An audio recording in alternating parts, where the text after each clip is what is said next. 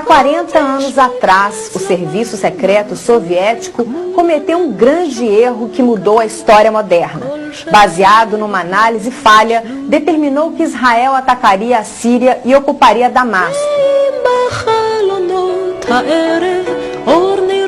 O relatório foi enviado para todos os países árabes aliados da União Soviética. Aceitando como verdade, Gamal Abdel Nasser, o presidente do Egito, foi o primeiro a mobilizar suas tropas e a opinião pública. Milhares de pessoas saíram às ruas do Cairo exigindo que Israel fosse empurrado para o mar. A mídia árabe foi fundamental em vender esta ideia. Em 22 de maio de 1947, o Egito já possuía mais de 130 mil soldados no deserto do Sinai, com 1.000 canhões, 1.100 blindados e 950 tanques de guerra. O estreito de Tirã, ao sudeste do Sinai, foi fechado, impedindo a navegação entre Israel e o Oriente.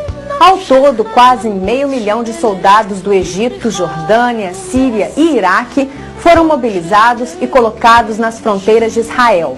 A aviação soviética baseada na Ucrânia foi pintada com as cores do Egito para entrar no conflito. Alguns dias depois, em 5 de junho de 1967, Israel atacou primeiro, voando sobre o Mediterrâneo abaixo do nível dos radares egípcios. Praticamente todos os aviões franceses que Israel possuía atacaram as bases aéreas do Egito. Apenas 12 caças ficaram em Israel com a missão de defender o país. Em poucas horas, mais de 300 aviões soviéticos egípcios foram destruídos no solo ou pouco após decolar. Sem cobertura aérea, os exércitos egípcios tentaram conter as forças israelenses, mas não resistiram. Para tomar o Sinai, Israel perdeu 338 soldados. As perdas do Egito foram de 15 mil soldados. A cidade de Gaza foi abandonada e encontrada deserta pelas tropas israelenses. O comando egípcio deu a ordem de abandonar todos os equipamentos e fugir para o outro lado do canal de Suez. A guerra era apenas contra o Egito. Pouco depois, a Jordânia começou a bombardear Jerusalém Ocidental e a cidade de Natânia, entre Tel Aviv e Haifa, na costa do Mediterrâneo, com a intenção de cortar Israel ao centro. A reação foi fulminante, com ferozes ataques contra o exército da Jordânia. No dia 7 de junho, Israel pôde realizar um sonho de 2000 anos, a libertação de Jerusalém. Junto com os jordanianos, havia soldados iraquianos. Após 10 horas de batalha, rua a rua, casa a casa, contra ninhos de metralhadora fortificados e atiradores de elite, os paraquedistas israelenses, com grande perda de homens, controlaram toda a cidade de Jerusalém e chegaram ao Muro das Lamentações, o local mais sagrado do judaísmo e proibido aos judeus desde 1948.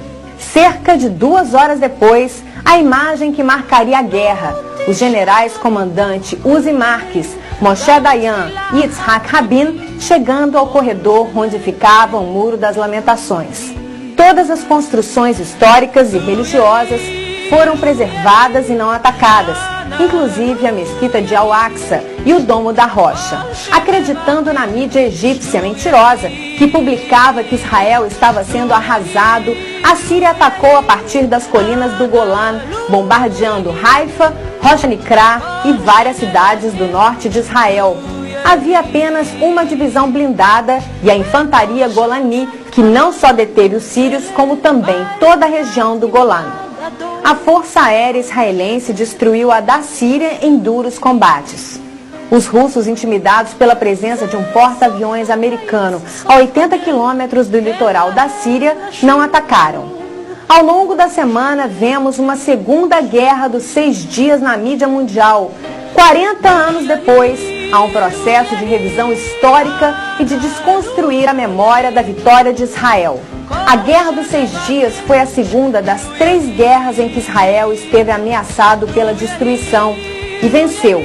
Venceu porque Israel não tem escolha. Israel não pode perder nenhuma guerra. A derrota significa a eliminação do Estado de Israel. Hoje lembramos e homenageamos os soldados de Israel e principalmente os 2.000 que deram suas vidas em 1967.